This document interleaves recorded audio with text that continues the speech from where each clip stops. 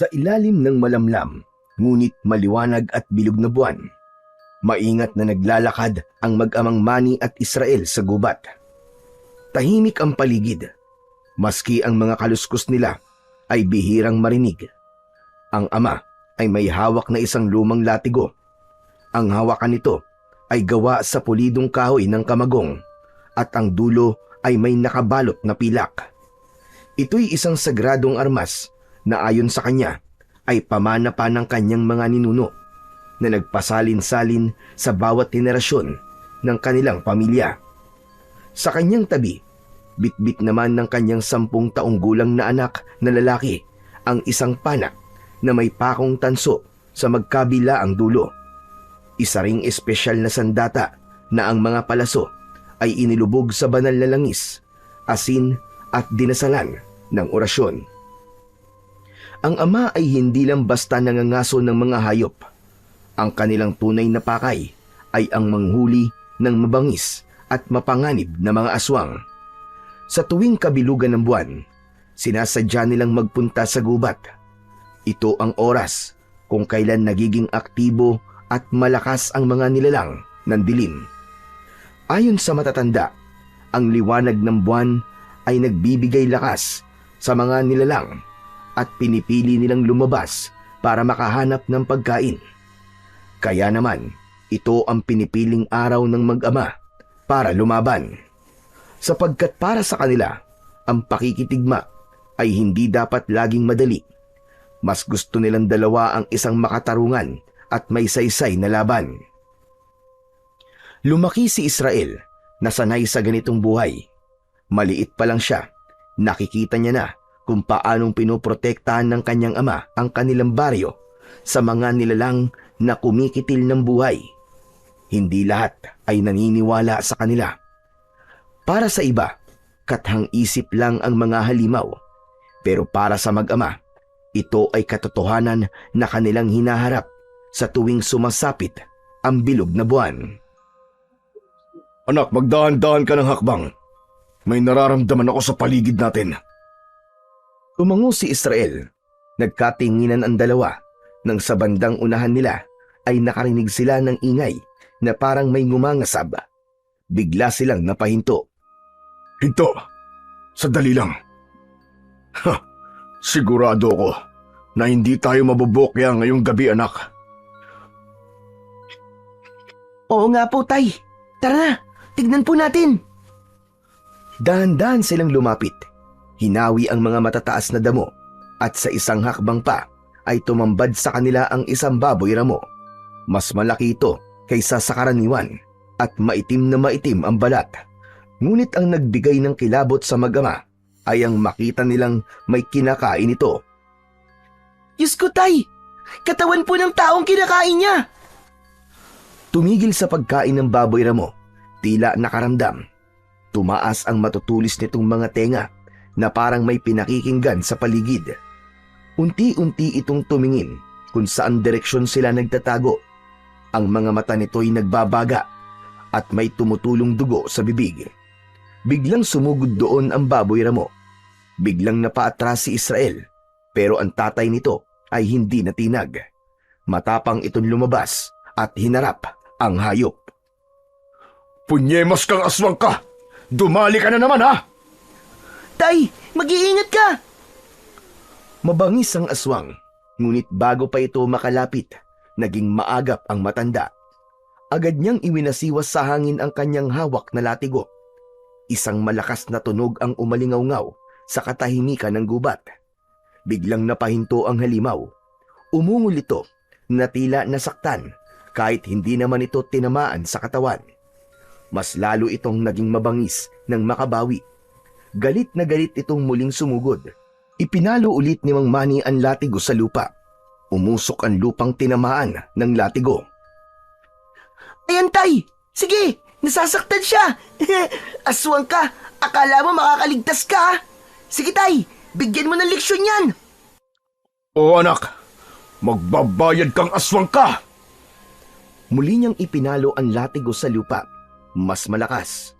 Tumilapo ng aswang at sa pagkakataong yun, ang balat niya sa likod ay biglang nagliyab at nalapnos. Nagpagulong-gulong ito sa lupa at sadyang pinatay ang apoy na unti-unti siyang nilalamon. Nang mamatay ang apoy ay pinilit nitong tumayo at tangkang tatakas. Tay! Tay! Umaatras yung aswang! Mukhang tatakas pa yata! Ako na pong bahala sa kanya! Lumapit si Israel at agad na iniumang ang pana at pinakawalan ng palaso. Tumama ito sa may bandang tagiliran ng halimaw, pero parang hindi man lang ito nasaktan. Lalo lang itong nagalit at tumakbo papunta sa kanya. Anak! Dumapa ka! Agad na dumapa ang bata. Saktong iwinasiwas ang latigo sa ibabaw niya at tumama sa aswang. Isang malakas na sigaw ng matinding sakit ang kumawala dito. Hindi na ito makagalaw. Kitang-kita ni Israel na may gumagapang na maliwanag na likido sa katawan ng aswang. At habang kumakalat ito, unti-unti itong nanghina, nangisay hanggang sa mawalan na ng buhay. Unti-unti na rin itong kinain ng apoy. Ayos! Ang galing mo talaga, Tay! Sana maging kagaya niyo rin ako paglaki ko. Tahimik na ngumiti ang lalaki habang pinagmamasdan ang nasusunog na bangkay ng aswang. Ang liwanag naman na mula sa apoy ang nagbigay liwanag para makita ang muka ng aswang. Darating ang araw, anak. Basta palagi ka lang makikinig sa akin. Tay, salamat po ah. Tinuruan niyo po ako kung paano maging matapang. At tinuruan niyo po ako kung paano lumaban. Paglaki ko, talaga magiging tulad ko rin kayo. Walang inuurungan. Palaging nakaandang ipagtanggol ang iba. Hindi mo naman kailangan lumaki, anak, para magawa yon. Kaya mo na, anak. Naniniwala ako sa'yo. Konting practice na lang sa paggamit mo ng pana. At saka nga pala, itong latigo. Malapit ko nang ipamana to sa'yo. Maaari mo na itong gamitin sa pagpuksa sa mga aswang. Po, ibibigay niyo na po sa akin ang makapangyarihang latigo na yan? Bakit, Tay? Magre-retiro ka na po ba? Retiro? Hindi, anak. Pero syempre naisip ko lang na dapat ay maihanda na kita na maaga para kung sakali mang hindi ko na magampanan ng tungkulin ko, panatag na ako may papalit sa akin. Eh bakit naman po? Hindi niyo na po magagampanan. Ang lakas-lakas niyo pa naman po ah. Saka hindi naman po kayo mawawala, di ba? Siguro may balak lang po kayong puntahan, no? Wala naman. Pero alam mo kasi, anak, hindi sa lahat ng oras ikasama mo ko. Dapat talaga na masanay na kita para kahit dumating na ang araw na wala na ako sa tabi mo, alam mo pa rin kung paano mo ipagtatanggol ang sarili mo.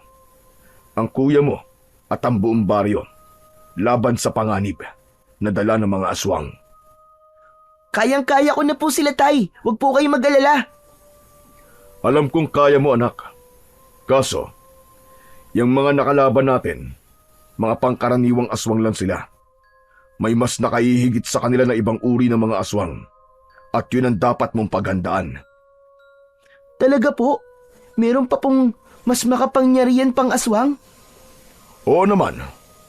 Teka. Tignan na nga muna natin tong kawawang bangkay kung sino siya. Lumapit ang mag-ama sa dugo ang bangkay na kanina lamang ay nilalapa ng aswang. Nang makalapit sila, agad itong nakilala ni Mang Manny.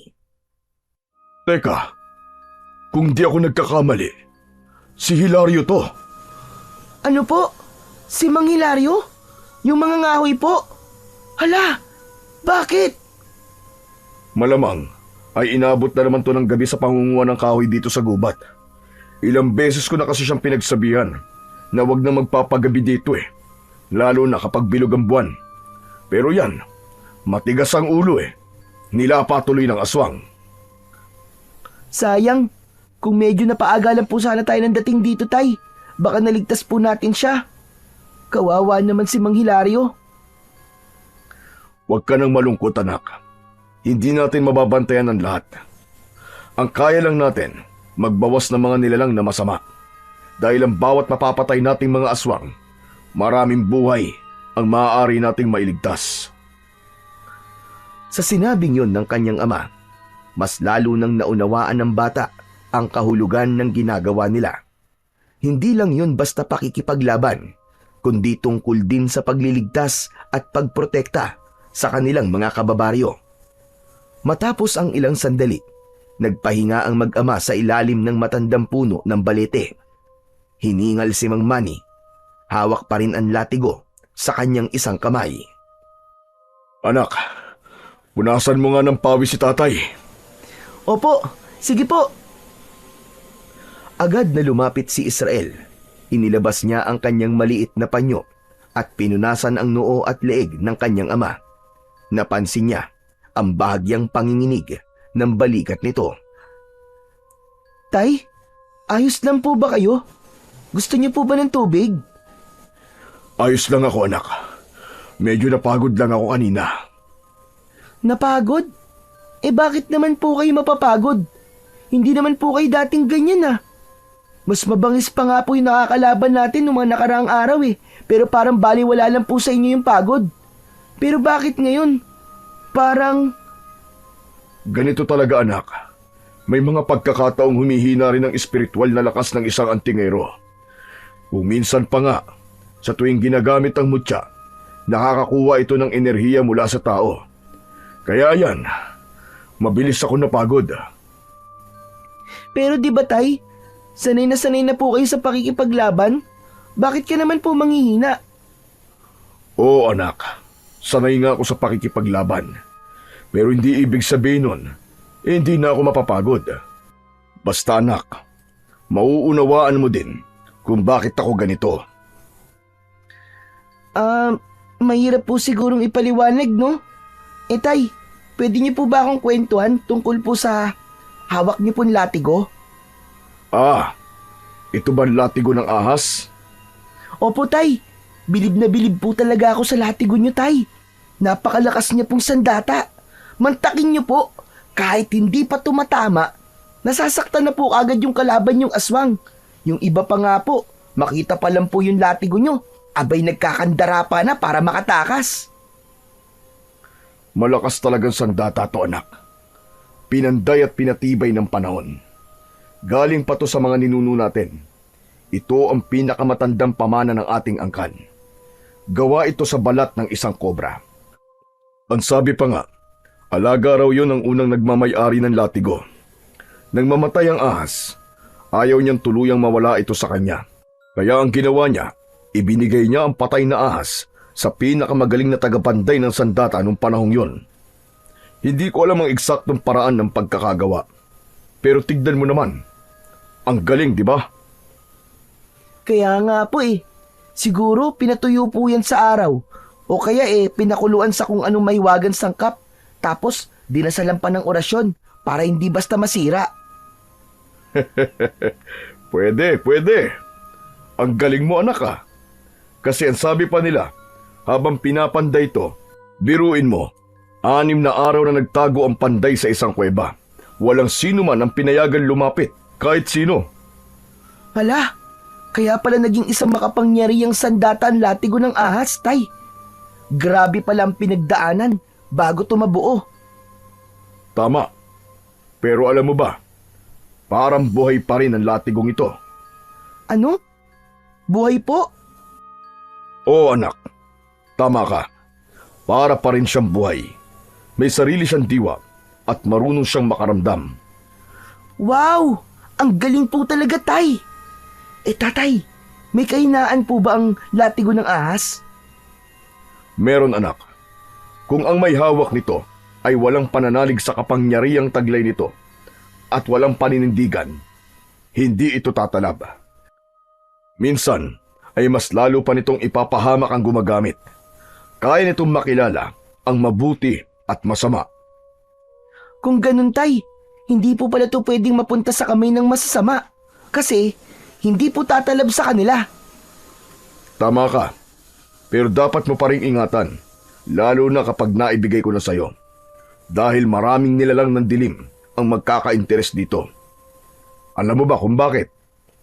Bakit po, tay? Para hindi mo to magamit laban sa kanila. Isa pa, maraming naiinggit dito, anak. May mga ilan na nga sumubok nun eh.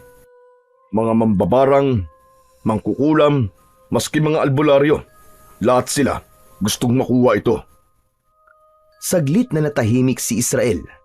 Tumingala siya sa puno ng balete na tila nagpapaalala sa kanya ng lalim ng mundo ng kanyang ama. Isang mundo na hindi basta-basta sa piling ng mga masasamang elemento. Ikaw ang magpapatuloy ng lahat, anak. Lahat ng ginagawa nating ito. Sana, panindigan mo habang buhay. Ayoko pa pong isipin yun, Tay. Kasi alam ko naman po na makakasama ko pa naman po kayo ng mas matagal. Basta, habang hindi pa po kayo nagsasawa sa ganitong ginagawa natin, handa ako magpaturo ng mas marami pa, Tay. Gusto ko pong maging handang-handa na. Alam ko, anak, at masaya ako sa naririnig ko. Subalit kung sakali na dumating ang panahon na hindi ko na kayang ituro lahat sa iyo, may isang tao na gusto kong lapitan mo. Ha? Sino naman po yun, Tay? Si Cardo. Isa siya sa pinakamagagaling na antingero na nakasama ko noon. Matagal na kaming hindi nagkikita, pero hindi ko makakalimutan ang mga pinagsamahan namin. Cardo? Oo, si Cardo. Matagal kami nagsama sa pangangaso ng mga aswang noon. Binata pa ako. Siyang nagturo sa akin ng lahat ng alam ko tungkol sa pakikipaglaban at sa paggamit ng latigo na to. Talaga po, Tatay? Mas magaling po siya sa inyo? Oo, marunong siya. Maabilidad at mabilis kumilos. Matalino din at saka matyaga. Parang ang galing-galing naman po ni Mang Cardo, Tay. Nasaan na po siya ngayon? Ang alam ko, nasa kabilang bayan lang naman siya. Malapit lang dito. Pero hindi na kami nagkikita eh. Ni wala na nga akong balita tungkol sa kanya. Bakit po ganun? Ba't po kayo naghiwalay? May isang malupit na laban kaming pinagdaanan nun. Halos ikamatay namin pareho. Pagkatapos nun, para bang napagod na siya. Mas ginusto niya ng tahimik na buhay. Pero kilala ko yun. Kung matatagpuan mo siya at hihingi ka ng tulong niya, alam ko na handa pa rin yung tumulong. Basta alam niyang may dahilan. Sana po, makita at makilala ko po siya. Kapag itinadhana ang mga bagay, anak, mangyayari yon. Pero kapag nangyari nga yon, maging seryoso ka ha.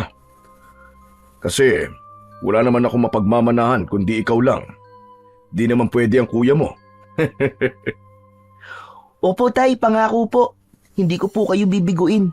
Gagawin ko po ang lahat para maging karapat-dapat na maging tagapagmana nyo.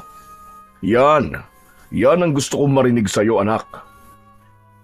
Ilang oras pa ang lumipas at nagpasya na ring umuwi ang mag-ama. Ang bangkay ni Mang Hilario ay iniwanan na nila. Pagdating sa baryo ay hindi nila ipinaalam sa kahit na kanino ang nangyari. Ginawa nila yon hindi dahil sa wala silang malasakit, kundi dahil batid nila ang magiging takbo ng sitwasyon kung isusumbong pa ito sa mga kinauukulan. Sanay na sila sa ganitong pangyayari. Kapag may natatagpo ang nilapa ng mga aswang, hindi na nila ito idinaraan sa pulisya o sa mga opisyal ng baryo. Hindi nila gustong mapagbintangan, lalo na't walang ebidensya ang mga kwento nila tungkol sa mga nilalang ng gabi. Isa pa, tiyak nilang may makakakita sa bangkay kinabukasan at maililibing ito ng maayos ng mga taga-baryo. Para kina Tatay Manny, sapat na ang kanilang ginagawa. Tahimik silang nakauwi ng kanilang bahay. Kinabukasan, maagang nagising si Israel. Agad niyang hinanap ang kanyang ama pero wala pa ito sa kanilang bakuran. Kadalasan kasi kapag bumabangon siya ay nakikita niya ang ama niya na nakaupo sa kanilang balkonahe habang nagkakape. Naglakad siya palapit sa pinto ng kwarto at kumatok. Binuksan niya ang pinto. Nakita niyang gising na ang kanyang ama, ngunit hindi pa ito bumabangon sa kama. Tay, ano pong nangyayari sa inyo? Di po ba kayo makatayo? Hindi ito sumagot. Napansin ni Israel na nanginginig ang katawan ng tatay niya. Butil-butil din ang pawis nito sa kanyang noo. Namumula ang mga mata at nang hawakan ito ng bata ay nalaman niyang inaapoy ito ng lagnat. Wala itong damit na pang-itaas, kaya kita rin ni Israel ang pamumula at tila pamamaga ng kanyang dibdib. Hala tay, ang init-init niyo po. Kaya niyo po ba o tatawag na po ako ng manggagamot? Hindi na anak. May sasabihin ako. Ano po yun tay? Matagal na to. Matagal ko nang iniindan sakit na to, anak. Di ko lang sinasabi sa'yo kasi ayoko mag-alala kayo. Ano tay? May sakit kayo? Kung ganun kailangan niyo po ng gamot? Sinubukan ko na yan pero hindi umubra. Walang nuna sa sakit ko, anak. Napatingin sa mga mata ng ama si Israel. Unti-unting namuo ang luha sa kanyang mga mata, pero pinipigilan niya itong pumatak. Hindi dahil sa hindi siya nasasaktan sa nakikitang kalagayan ng ama, kundi alam niya na sa oras na yon ay kailangan niyang maging matatag. Ramdam ko na, anak. Ito na ang huling pagkakataon ko. Kaya pakinggan mo lahat ng sasabihin ko sa'yo. At tawagin mo na rin ang kuya mo. Kailangan din niyang marinig ito. Tumango si Israel, sabay takbo palabas ng silid. Agad niyang pinuntahan sa kabilang kwarto si Joshua. Nakita niyang mahimbing pa rin ang tulog ng kanyang kuya. Kuya! Kuya, gising na! Kuya! Si tatay, bilisan mo! Biglang napamulat ng mata si Joshua at tinignan ng masama si Israel. Marahan itong bumangon. Ano ba? Ba't ka ba kasi nanggigising? Pambihira naman eh. Naputoy tuloy yung panaginip ko. Sayang ang ganda-ganda pa naman. Hindi ko tuloy nakita yung mukha ng Prince Charming ko, no? Po, pero pinapatawag ka kasi ni tatay eh. Kailangan daw niya tayo makausap. Ano na naman ba yon? Diyos ko naman. Kuya, mukhang mamamatay na siya eh. Ano? Ano ba yung sinasabi mo, Israel? Ano nangyari kay tatay? Basta sumama ka na, bilisan mo. Mabilis na tinakbo ni Joshua ang kabilang kwarto at umupo sa tabi ng kanyang ama. Di na ito nakapagbihis ng damit. Ang suot niya ay isang manipis na duster at di pa niya natatanggal ang makapal na kolorete sa muka. Nanlalambot pa siya sa antok, pero agad na naalarma sa sinabi ng kanyang kapatid. Tay, bakit po? Ano po nangyari sa inyo? Ano po, dadalhin ka na po ba namin sa ospital? Hindi na ako magagamot, anak. Nararamdaman ko. Hindi na ako magtatagal. Ano ba yung sinasabi niyo, Tay? Hindi ba't kagabi lang ang lakas-lakas niyo pa? Ano ba nangyari, Israel? Sabihin mo nga sa akin kung ano nangyari sa inyong dalawa kagabi. Wala naman po eh. Hindi ko nga po alam kung bakit nagkaganyan si tatay. May mga sakit talagang hindi na nagagamot, mga anak. At kapag oras mo na. At ito na, dumating na ang oras ko. Huwag kang magsalita ng ganyan, Tay. Bumagsak ang luha ni Joshua sa kanyang pisngi. Hinawakan niya ang kamay ng ama habang patuloy ang kanyang paghikbi. Tay naman, huwag niyo po kaming iwan. Kailangan po namin kayo, pakiusap po. Tay! Habang panay ang iyak ni Joshua, nanatiling tahimik lang si Israel. Joshua, anak, ikaw ang mas nakatatanda. Ibibiling ko sa iyo ang kapatid mo. Huwag mo siyang pababayaan at huwag mong hahayaan na magkahiwalay kayo. Kailangan palagi kayong maging magkakampi. Tay naman eh. Maski naman hindi niyo sabihin sa akin yung nagagawin ko. Siyempre kapatid ko siya. Mahal ko si Israel. Salamat, anak. Israel, lumapit ka. Dahan-dahang lumapit ang bata sa kanyang ama. Agad na iniutos nito kay Israel na kunin ang maliit nitong baul. Sinunod niya ito. Medyo mabigat ang baul, pero kinaya niyang buhatin palapit sa kanyang ama. Binuksan nila ito at kinuha ni Tatay Manny ang sandata niyang latigo. Sa iyo ko na pinagkakatiwala ang latigo, Israel, at ang lahat ng aking mutya at anting-anting. Tay! Huwag kang mag-alangan, anak. Kaya mo na. Konting practice na lang. Magiging katulad mo na ako. Hindi ko po kaya, Tay, kung wala po kayo. Kaya mo na, anak. Kaya mo. Sa murang edad mo, nakita ko na yung tapang mo na hindi matutumbasan. Mangako ka sa akin, anak. Huwag mong hahayaang masayang ang ipinaglalaban natin. Sige po. Pangako po. Hindi ko po kayo bibiguin. Salamat. Salamat, anak. Isang huling ngiti ang ibinigay ng ama sa kanyang dalawang anak. Unti-unti, pumikit ang kanyang mga mata habang nakahawak sa isang kamay ni Joshua. At ilang saglit pa, bumitaw na at lumaylay ang kanyang mga kamay. Huminto na rin ang kanyang paghinga. Hindi! Tay! Tatay! Tatay!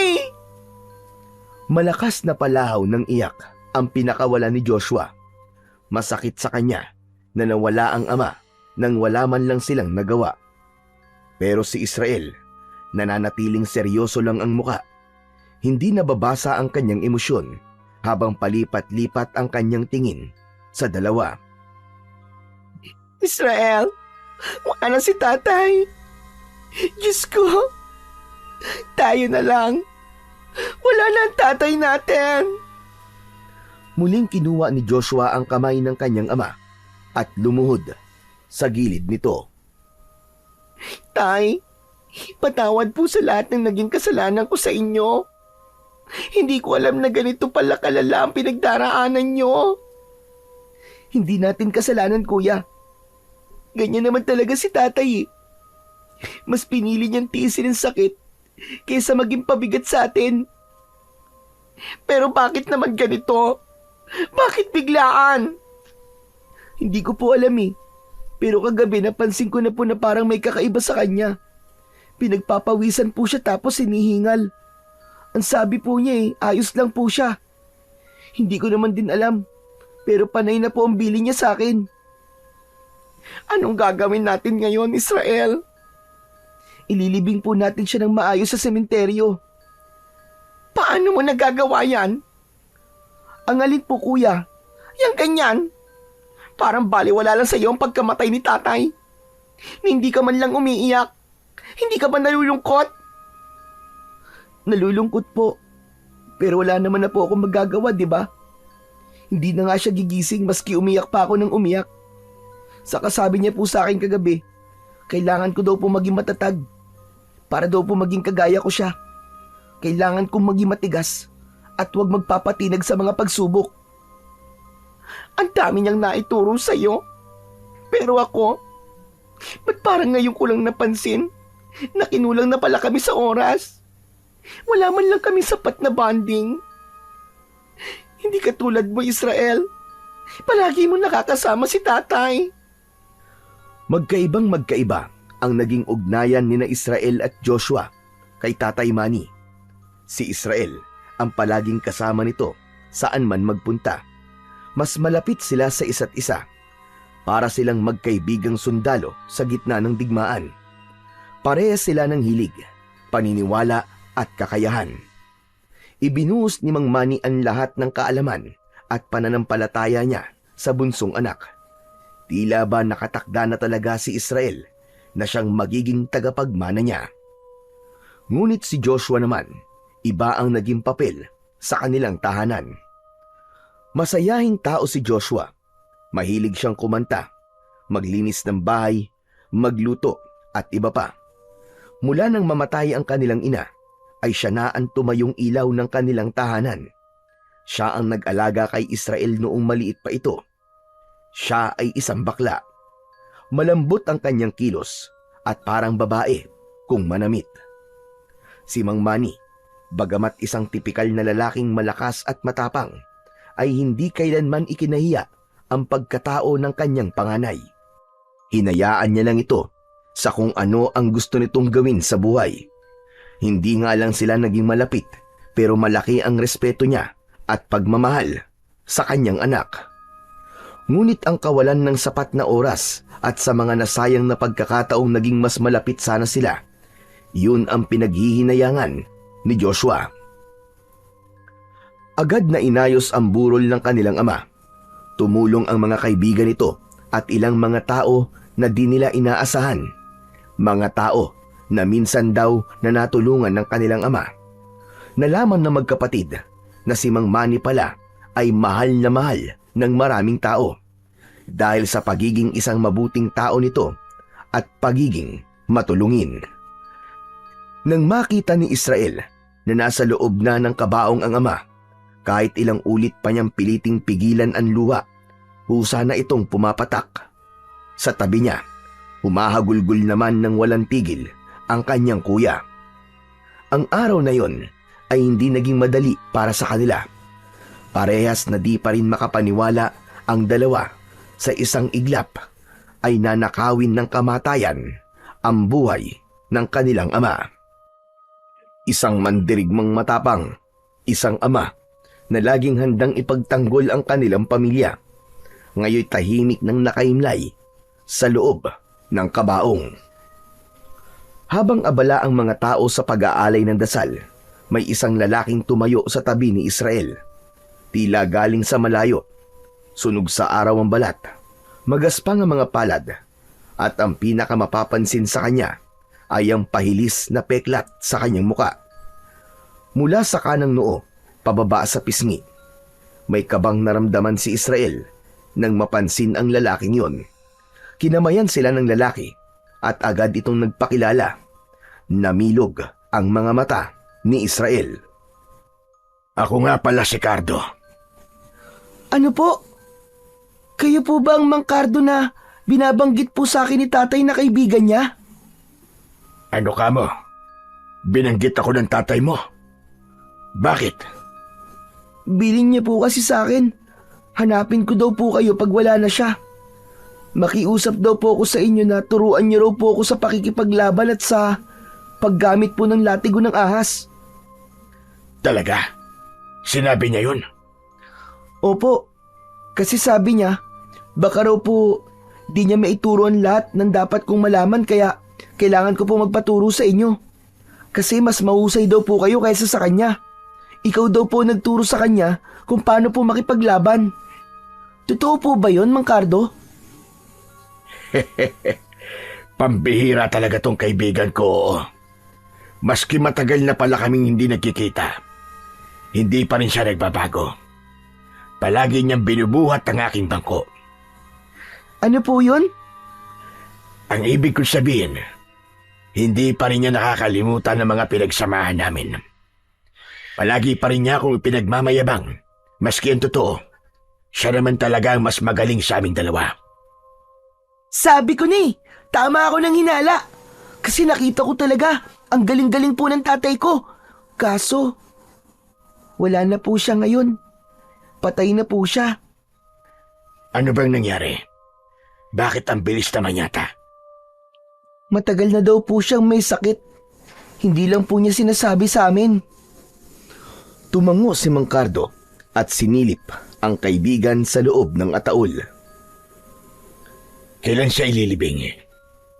Sa isang araw po. Tahimik na lumipas ang ilang sandali. Hawak ni Mang Cardo ang kanyang sombrero. Mariing pinisil sa kanyang mga kamay habang tinititigan ang labi ng kanyang matalik na kaibigan. Kita sa mga mata ang paggalang at kalungkutan na hindi maipapaliwanag sa salita. Matagal ko na siyang hindi nakita.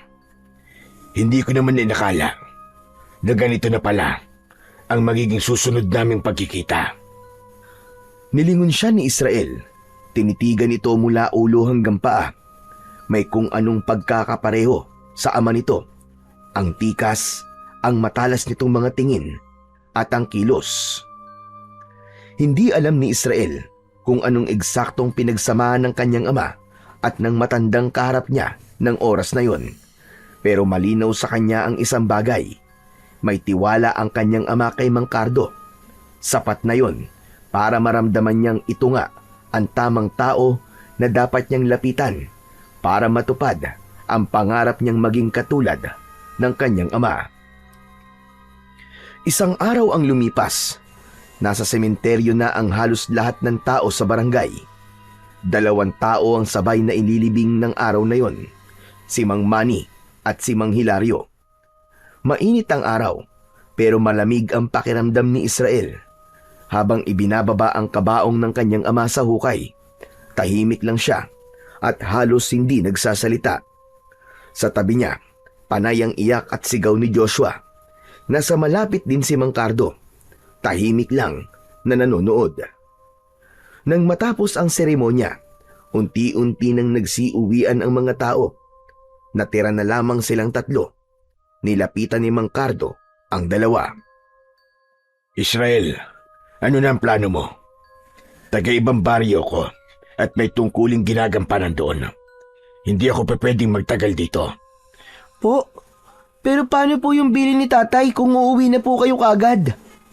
Kung gusto mo, sumama ka sa akin at doon kita tuturuan. Sandali lang po, Mang Cardo. Ano po ba yung pinag-uusapan nyo? Anong sasama? Kanino ka sasama, Israel? Kay Mang Cardo po, kuya. Di ba sabi po ni tatay magpaturo daw po ako sa kanya at saka... Ibig mo sabihin aalis ka? Iiwan mo ko, Israel? Ano ka ba? Wala na ba talagang ibang nasa utak mo kundi ang latigo na yan? Kamamatay pa lang ni tatay, Israel. Pero kailangan ko punto pa rin ng bili niya sa akin. Hindi ko siya pwedeng suwayin. Magagalit siya sa akin, kuya. Tama ang kapatid mo. At sa palagay ko, hindi na to pwedeng ipagpaliban. Kilala ko si Manny. Malakas ang pakiramdam niya sa mga bagay-bagay. Gayong ibinili niya, naturuan ko si Israel. Tsak na merong dahilan.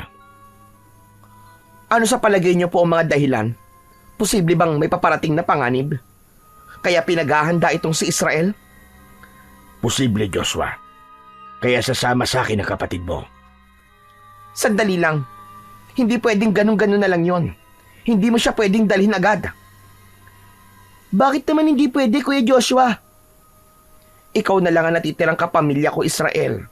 Yang tao na yan, hindi pa natin lubusang kakilala. Baka kung anong mangyari sa'yo. Po, huwag niyo pong sabihin yan. Mukha naman po mabait si Mang Cardo eh. Tsaka kaibigan po siya ni tatay. Talaga ba? Bakit alam mo mabait? Kilala mo ba siya? Sinabi ko na nga po, kaibigan po siya ni tatay. Pinagkakatiwalaan pa. Kung ganon, gusto mo talaga sumama sa kanya? Opo, kuya. Gusto ko po matuto. Gusto ko po maging katulad ni tatay. Huwag ka mag-alala, Joshua. Dahil hindi ko hahayaan mapahamak ang kapatid mo habang nasa poder ko siya. Siguraduhin mo lang. Pumapayag ka na, kuya. May magagawa pa ba ako? Salamat, kuya. Salamat talaga. Ang bait-bait mo. Labagman sa loob ni Joshua ang planong paglayo ng kapatid. Pero dahil sa nakita niyang seryoso ito at determinado, wala na siyang nagawa kundi ang sumang-ayon. Hindi niya lubos na naiintindihan kung anong klaseng mundo ang meron sa kanyang ama, kapatid at sa estrangherong si Mang Cardo, pero batid niyang buo ang loob ni Israel. Pagdating ng hapon, tahimik na tinitiklop ni Israel ang ilang piraso ng damit niya at inilagay ito sa kanyang bag. Wala siyang masyadong dadalhin dahil ayon kay Mang Cardo ay mabilis lang naman ang gagawin niyang pagtuturo. Makakauwi din siya kagad. Hinugot niya ang gamit niya sa pangangaso, pana at palaso, at akmang isasama sa inimpaking mga gamit. Hindi mo na yan kailangan. Po, hindi ko na to kailangan. Pero ito po ang sandata ko at saka... Ang kailangan mo lang ay ang latigo. Yun ang ipinamana sa'yo ng iyong ama. Hindi ba? Ang paggamit nun, ang gusto niyang matutunan mo. Sige po. Muling itinago ng bata ang kanyang sandata at ipinagpatuloy ang pag-aayos ng kanyang mga gamit. Nang matapos ay nagpaalam na siya sa kanyang kuya Joshua. Matapos ang huling sulyap sa lumang bahay nila, binitbit ni Israel ang kanyang lumang bag at sinundan si Mang Cardo. Naglalakad na sila papalayo. Walang iyakan, walang dramang nangyari. Ngunit sa may pintuan, nanatiling nakatayo si Joshua. Nakatuon ang tingin niya sa papalayong kapatid. Hindi niya maipaliwanag ang lungkot na nararamdaman ng mga oras na yon. Para siyang naiwan sa isang eksenang wala siyang kontrol na hindi niya pwedeng baguhin. Tila naramdaman niyang para na siyang naging estatwang walang silbi. Sinubukan niyang intindihin ang nangyayari, pero ang kirot hindi nawawala. Nangungulila siya hindi lang sa amang nawala, kundi maging sa kapatid na piniling lumayo. Natatakot siya na baka hindi na niya muli pang makita ang kanyang kapatid. Takot din siyang baka bigla itong magbago, makalimot o tuluyan na siyang iwanang mag-isa. Dahil alam niya na hindi siya bahagi ng mundong papasukin ni Israel. Nang wala na sa paningin niya ang kapatid, tumalikod siya at dahan-dahang pumasok sa bahay ng tahimik. Samantala, pagdating nila sa baryo kung saan nakatira si Mang Cardo, agad silang sinalubong ng mga tao. May halong tuwa at lungkot ang mukha ng mga ito nang makita ang lalaki. Ba, mabuti na lamang at dumating ka na, Mang Cardo. Bakit? May nangyari bang masama habang wala ko rito? Opo, marami pong nawala ng mga alagang hayop, mga kambing, aso, pati manok. Wala silang patawad. Ano ka mo? Abay 2 gabi lang ako nawala. Sumalakay na naman ng mga loko. Hindi na talaga nagtatanda mga yon. Ang kakapal ng muka. Kaya nga po Mang Cardo, tulungan niyo po kami. Sana po, mapuksa niyo na po mga hayop na aswang na yun. Pero wisyo po sila sa kabuhayan. Kawawa po mga tao. Biglang sumiryoso ang mukha ni Mang Cardo at si Israel. Tahimik lang habang nakikinig. Hindi siya makapaniwala na sa lugar na yon ay may hinaharap ding problema sa aswang. Sige, ako nang bahala. Umuwi na kayo at huwag nang lalabas kapag malalim ng gabi. Huwag niyo ding ipaalam kahit kanino ang pagdating ko. Ngayong gabi, tatapusin na namin ang kawalangyaan ng mga yon. Pagkasabi nun, ay umuwi na ang mga tao at nagsipasok na ng kanilang mga tahanan. Isinaradong mabuti ang mga pinto at bintana. Nakita ni Israel ang mga proteksyong nakalagay sa harap ng mga pinto, isang bungkus ng bawang at nakabaligtad na palaspas. Pumasok na sa loob ng bahay ang dalawa at doon sila nag-usap. Mang Cardo, problema yun din po pala ang aswang dito. Oo, Israel. Matagal na. Ganun din po sa amin Pero malaki po ang pagkakaiba. Mukhang ang mga tao po dito naniniwala po sa ginagawa nyo at sa mga aswang. Sa amin po kasi, konti lang po ang naniniwala. Ganun ba? Kung ganun, ay naging mahirap ang pagtupad nyo sa inyong mga tungkulin. Opo, tama po kayo, Mang Cardo. Patago po kami nagpupunta sa gubat para mangaso ng aswang. Sa baryo po namin, sarado po ang utak nila tungkol sa mga kababalagan. Konti lang po talaga ang naniniwala. Hindi naging sikat si tatay bilang birador ng aswang. Sikat siya sa pagiging matulungin at pagiging mapagbigay. Doon po siya minahal ng tao. Hindi po nila alam na matagal na silang pinoprotektahan ni tatay sa kamay ng mga aswang.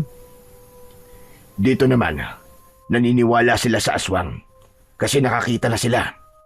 Ipinakita ko sa kanila mismo. Talaga po? Oo. Kaya ayun, wala nang pali-paliwanag. Naniwala kaagad sila nang makita nila ang aswang na nahuli ko. Ang galing pala.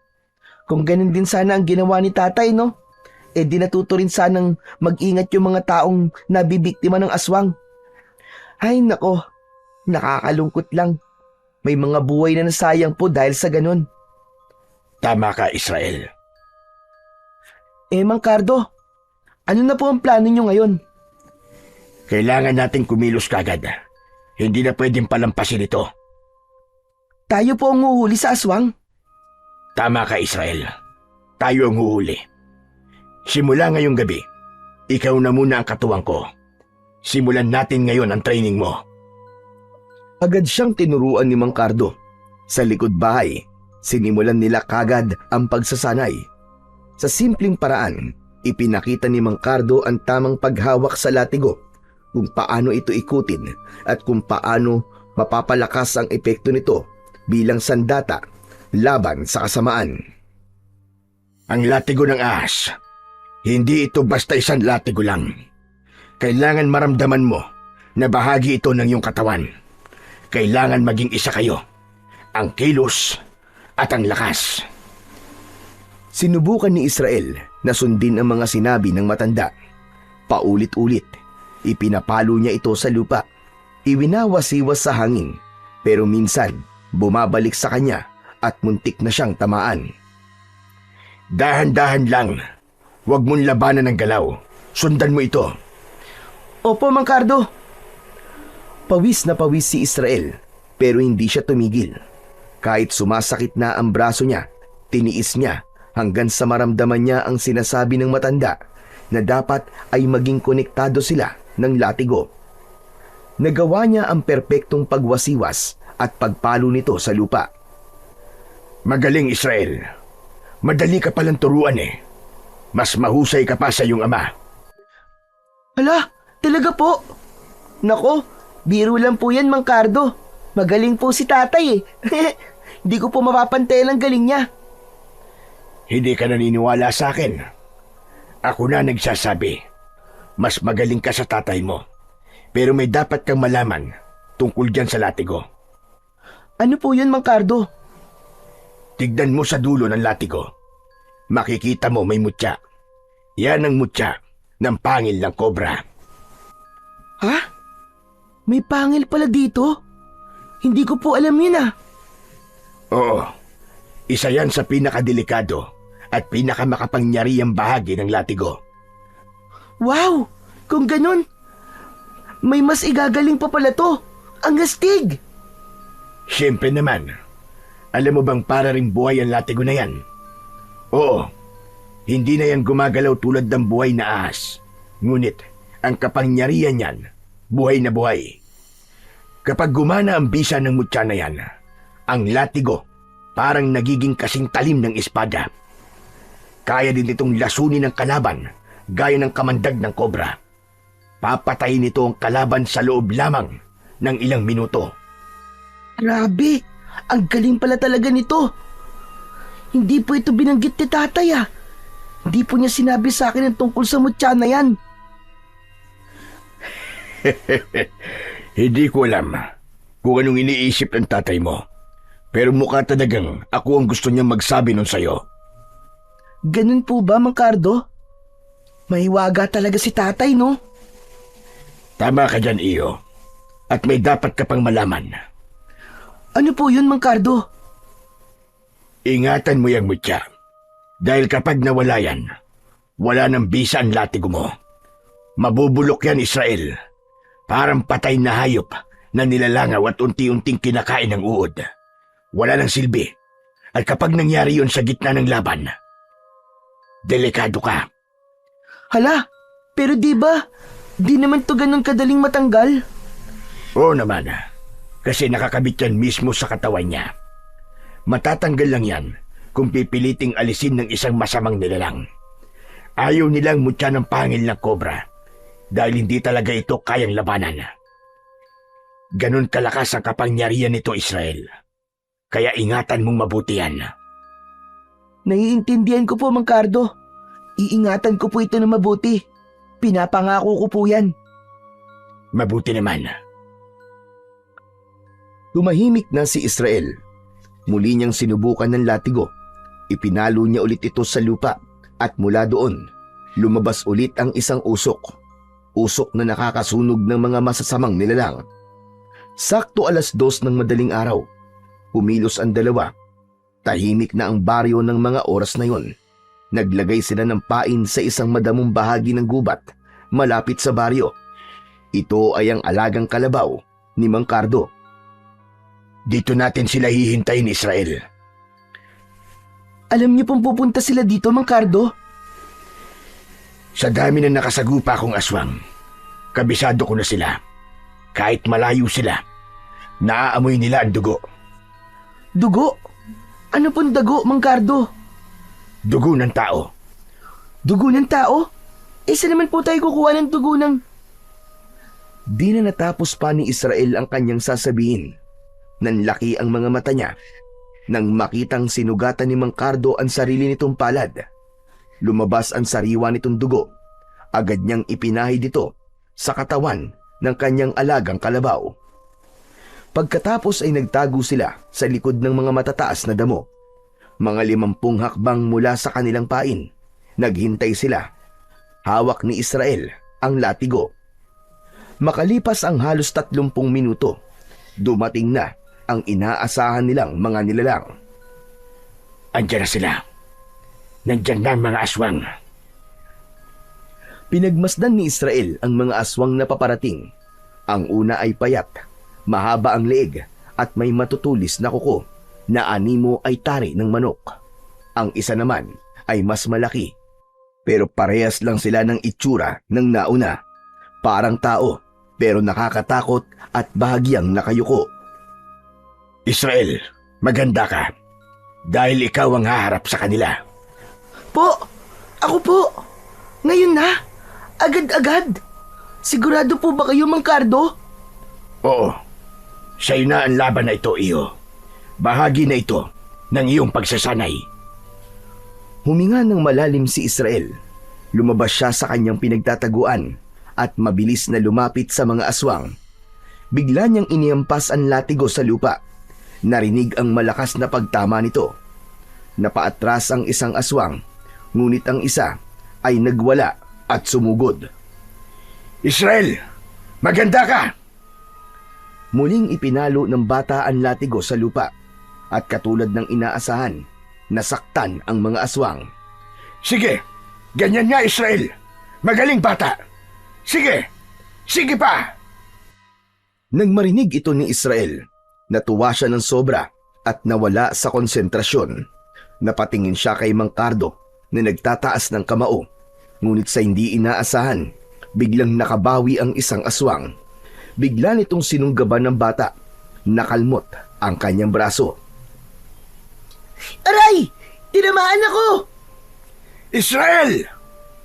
Agad siyang tinulungan ni Mang Cardo. Tumalo nito at sinalubong ng suntok at sipa ang aswang na umatake at nanakit sa bata. Halos mapasubsob ang aswang sa lupa. Ang isa pang aswang ay sinubukan ding umatake, pero nahawakan ito ni Mang Cardo sa leeg at ibinalibag.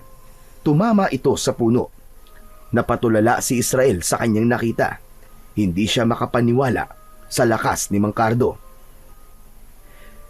Ngayon na Israel! Gawin mo na! Nang marinig yun, muling tumayo si Israel. Pinunasan ng sugat at muling hinawakan ng mahigpit ang latigo ng ahas. Ito na! Inihampas niya ang latigo. Mas malakas, mas may pokus. Muling umalingaw-ngaw ang tunog. Tumilapon ng isang aswang. Sugatan at ang balat nito ay parang nalapnos. Tapos ay biglang nasunog. Yan! Magaling Israel! Ganyan nga! Lumapit ang isa pang aswang, mabilis at galit na galit. Inikot ni Israel ang latigo. Saktong tamang-tama sa tiyempo. Hinampas niya ito ng buong lakas. Tumama ito diretso sa leeg ng aswang. Nakita niya na tila nagbaga ang latigo at sa isang iglap, gumulong ang ulo nito sa lupa. Napatigil si Israel, namangha siya at hindi halos makapaniwala sa kanyang ginawa. Magaling iyo! Yan! Yan ang gamit ng latigo! Kaya ko pala talaga, Mang Cardo! Kaya ko pala talaga! Kaya mo kung maniniwala ka sa iyong sarili. Napagtagumpayan ni Israel ang unang pagsubok sa kanya ni Mang Cardo at masayang masaya siya sa gabing yun. Kinabukasan, naging masinsinan ang kanilang pagsasanay. Hindi na nagsayang ng oras pa si Mang Cardo. Dahil hindi lang ang tungkol sa latigo ang ituturo niya sa bata. Kailangan niyang mapalakas ito para magamit ang pisikal na lakas kapag lumalaban. Gayon din ang espiritual na kakayahan ni Israel. Tinuruan niya ito ng mga mahalagang orasyon. Pinagbubuhat niya araw-araw ng mabibigat na troso ang bata. Pinatatakbo paakyat sa burol at pinapapasan ng sako-sakong buhangin. Sa halos buong linggo na yon ay halos bumigay ang katawan ng bata sa hirap pero hindi siya sumuko. Determinado siya at labis niyang pinagkakatiwalaan ang kaibigan ng kanyang ama. Tama yan, Israel. Huwag ka sumuko. Hindi ka pwedeng mapagod kagad. Ang kalaban natin iba-iba. Kaya kailangan nating mas maging matatag palagi. Opo, huwag po kayong mag-alala, Mang Cardo. Kaya ko po. At sa loob ng halos 4 na linggo, naging kapansin-pansin na ang pagbabago kay Israel. Hindi na siya madaling hingalin. Ang mga braso niya mas matigas na. Ang katawan niya ay tila naging bato-bato at ang loob niya hindi na madaling matinag. Isang hapon, matapos ang huling pagsasanay, lumapit si Mang Cardo. Tinapik niya ito sa balikat at tumango.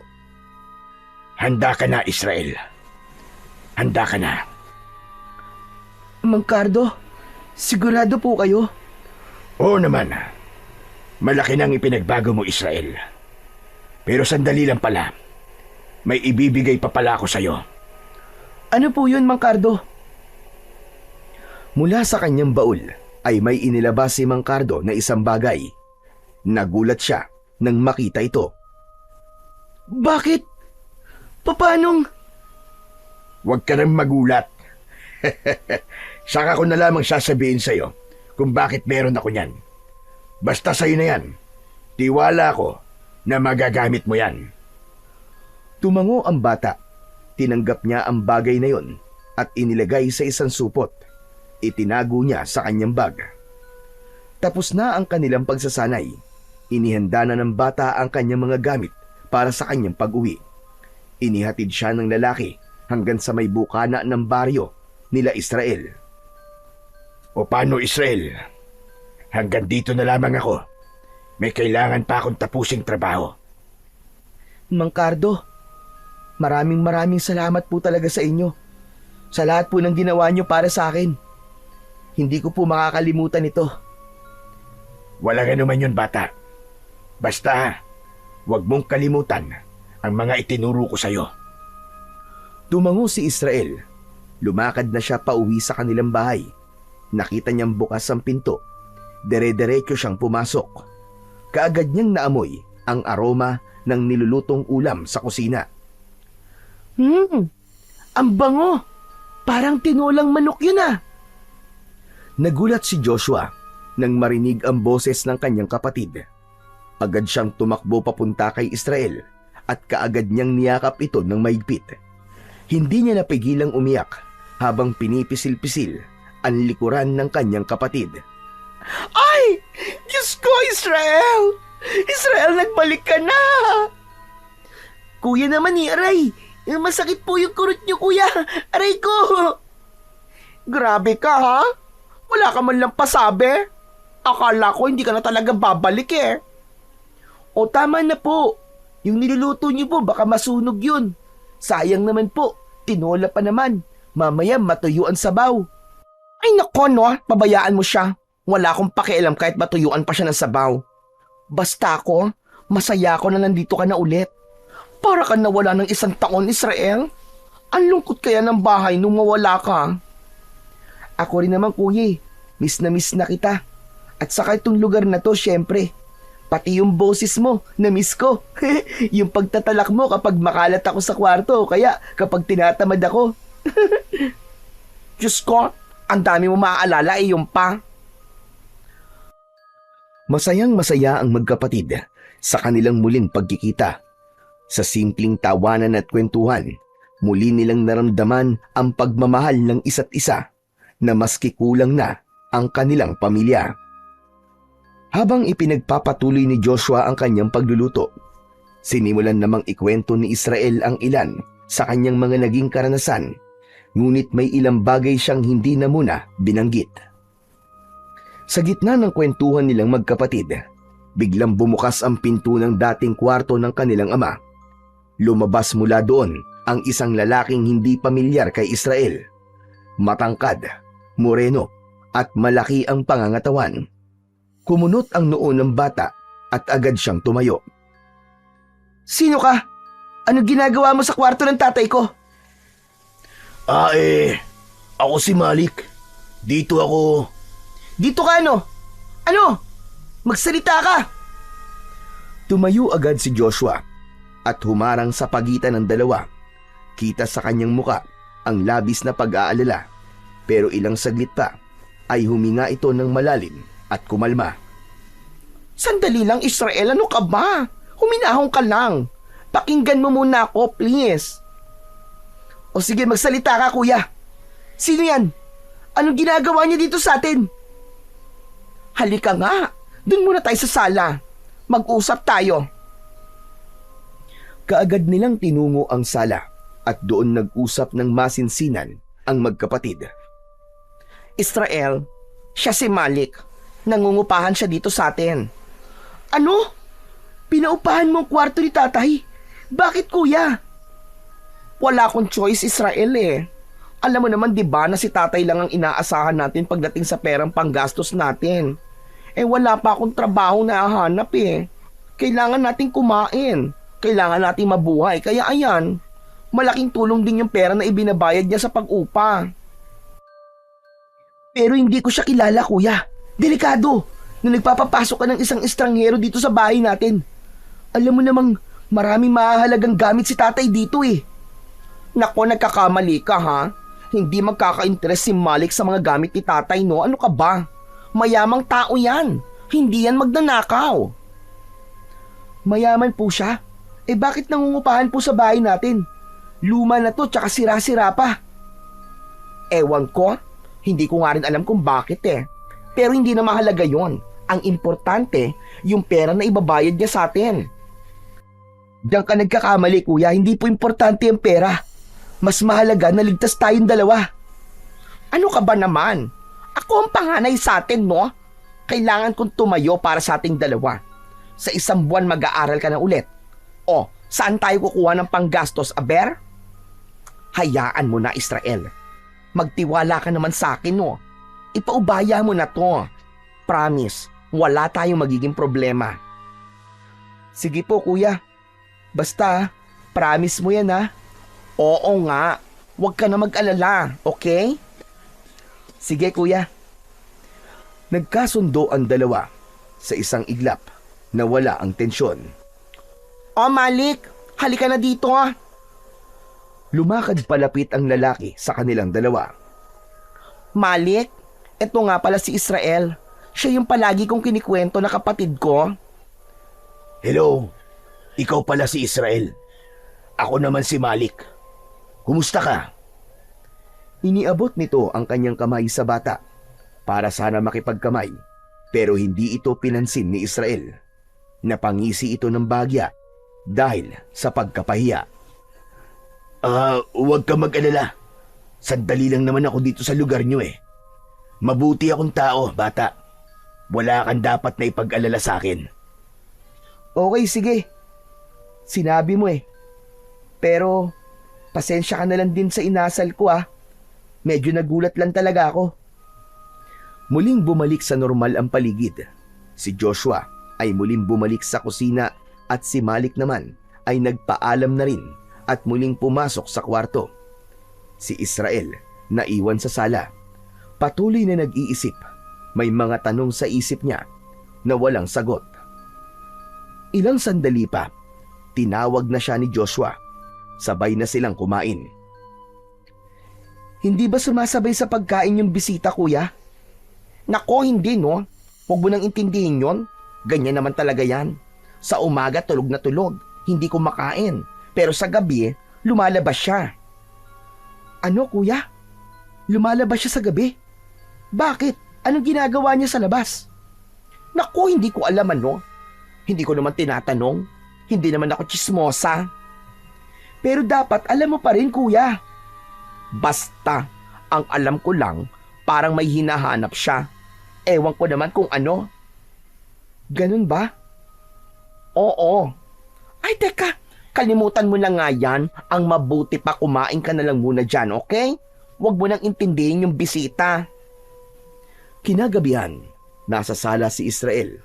Nakaupo at maingat na nililinis ang latigong iniwan sa kanya ng kanyang ama. Maya-maya, dumaan si Malik sa harap pero biglang tumigil ito sa kanyang paglalakad. Napansin niya ang ginagawa ng bata. Ang ganda naman ng hawak mo.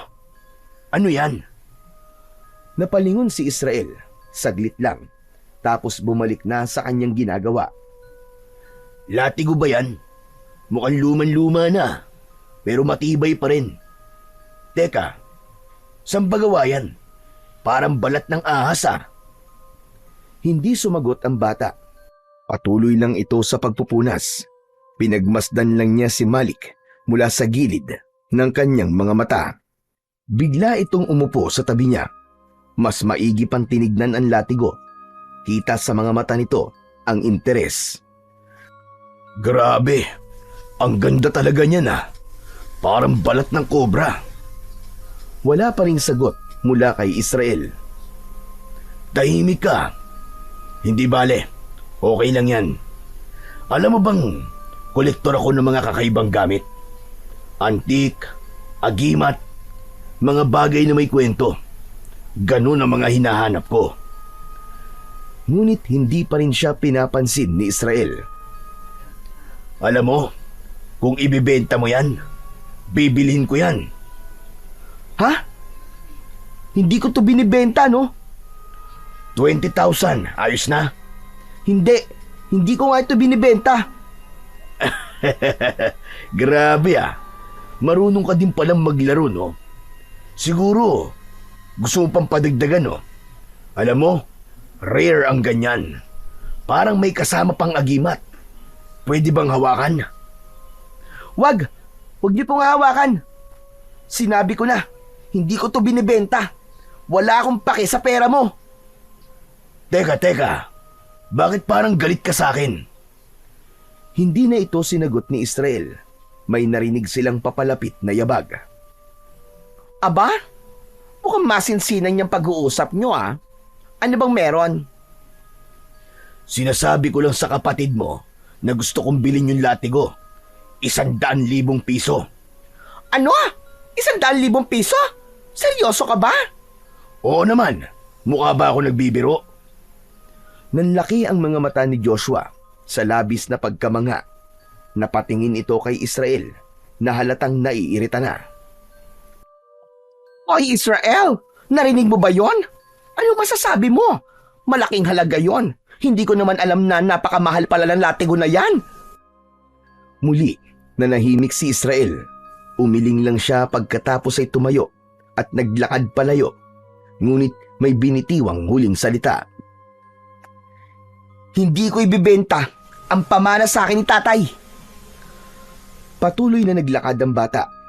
Binuksan niya ang pinto sa kanyang kwarto at pabagsak na isinara nito ang pintuan matapos siyang makapasok. Sa sala, naiwan sina Malik at Joshua. Napapakamot sa batok si Joshua. Malik, pagpasensyaan mo na ang kapatid ko ha? Okay lang. Hindi ba talaga nyo ibibenta sa akin yung latigo? Mukhang ayaw talaga niya eh. Kilala ko naman ang kapatid ko, no? Kapag ayaw niya talaga. Hindi mo siya maiimpluwensyahan. Pero susubukan ko pa rin kausapin. Sayang din naman kasi yung pera eh. Malaking halaga yon. Malaki ang maitutulong nun sa amin. Sa loob ng kwarto ng bata, nakaupo si Israel sa kanyang katre. Maigpit ang hawak niya sa latigo. Parang sinisiguradong hindi ito mapapakawalan. Ang latigo na lang ang natitirang koneksyon nila ng ama at kailangan niyang tuparin ang pangako niya dito bago pa ito mamatay. Iingatan niya ang latigo. Kinabukasan, hindi na nagpansinan pa ang magkapatid. Dahil doon ay lumabas ng bahay si Israel, nakipaglaro sa kanyang mga kaibigan. Ilang araw silang tahimik, ilang araw silang nanatiling ganun, kaya naman si Israel, para malibang ang sarili, nangangaso siya at minsan naman ay nagsasanay sa gubat. Dahil doon, hindi niya alam na nagsimula ng lasunin ni Malik ang isip ng kanyang kapatid. Hindi sa pamamagitan ng pagpipilit nito na mabili ang latigo, kundi nakipaglapit ito kay Joshua. Nung una, hindi ito ganong pinapansin ni Israel, pero habang tumatagal ay may nakita na siyang kakaiba na parang may mali na sa kilos ng dalawa. Minsan ay napapansin niya ang simpleng pitik sa braso at minsan naman ay yung mga akbayan na may kasamang harutan. Isang hapon, habang pauwi si Israel galing sa pagsasanay, ay nadatnan niya ang dalawa na nagbibiruan. Narinig niyang tawa ng tawa ang kanyang kuya. Hinampas ni Malik ang balikat ni Joshua ng tuwalya at pagkatapos nun ay mabilis itong niyakap mula sa likod. Napahinto si Israel. Anong ginagawa niyo? Biglang natahimik ang dalawa. Natigilan si Joshua, sabay iwas ng tingin. Wala. Nagbibiruan lang kami, Israel. Parang sobra naman na yata yung biruan nyo. Uy, ano ka ba? Chill ka lang. Wala namang masama eh. Bata ka pa para sa mga ganito. Opo, bata nga lang po ako. Pero hindi ako bulag. Pagkasabi nun, ay mabilis na naglakad paalis ulit ang bata at hindi na lumingon pa. Ramdam niyang may mali. Hindi niya maipaliwanag, pero mabigat ang pakiramdam niya. Naglakad siya pabalik sa gubat at doon nagmuni-muni maghapon. Inabot na rin siya doon ng dilim. Hindi mapakali si Israel. Umupo siya sa sanga ng isang malaking puno. Nagsiselo siya sa nakikita niyang paglalapit ng dalawa. Pakiramdam niya ay inaagaw na ni Malik ang kanyang kuya. Lalo pat ilang araw na silang hindi nag-uusap at parang walang pakialam sa kanya. Sa kanyang malalim na pag-iisip, bigla siyang nakarinig ng kung anong kaluskos. Tumayo siya at naghanda. Hinawakan niya ng maigpit ang latigo at inikot ang kanyang paningin sa buong paligid. Sa bandang kaliwa niya, may nakita siyang gumalaw, parang papalapit sa kanya. Hindi ka aabot sa akin, lintik ka! Inihanda na niya ang sarili at sa paglitaw ng nilalang, nakahinga siya ng maluwag. Nakita niya ang isang musang, naghahanap ng kanyang makakain. Maya-maya ay tumakbo na ito palayo. Napaupo ulit ang bata at napailing. Hay nako, akala ko naman kung ano na. Pero ayos na din yun. Wala akong ganang makipaglaban ngayon. Umalis na si Israel sa lugar na yon at mula doon ay naghanap siya ng maayos-ayos na mapipwestuhan. Nagdesisyon siyang doon na sa gubat magpalipas ng magdamag. Naghanap siya ng ligtas na lugar upang kanyang mapagpahingahan. Pinili niyang pumwesto sa ilalim ng puno ng balete. Inilatag niya ang kanyang sako at ginawang banig, habang ang bag na palaging hawak ay kanyang ginawang unan.